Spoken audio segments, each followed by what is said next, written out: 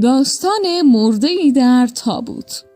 یک روز وقتی کارمندان به اداره رسیدند، اطلاعیه بزرگی را در تابلوی اعلانات دیدند که روی آن نوشته شده بود: دیروز فردی که مانع پیشرفت شما در این اداره بود درگذشت.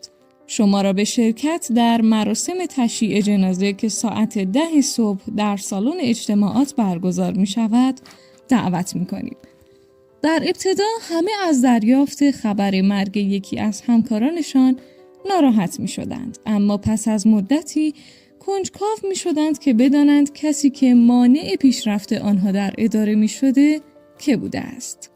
این کنجکاوی تقریباً تمام کارمندان را ساعت 10 به سالن اجتماعات کشاند.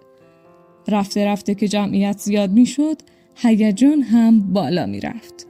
همه پیش خود فکر می کردند این فرد چه کسی بود که مانع پیشرفت ما در اداره بود؟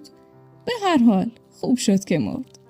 کارمندان در صفی قرار گرفتند و یکی یکی از نزدیک تابوت رفتند و وقتی که به درون تابوت نگاه می کردند ناگهان خشکشان می زد و زبانشان بند می آمد.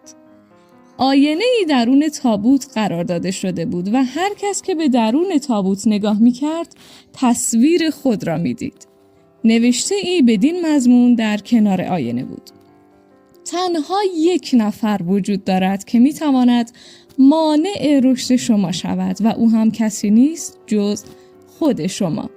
شما تنها کسی هستید که می توانید زندگیتان را متحول کنید. ممنون که تا اینجای ویدیو همراه من بودین.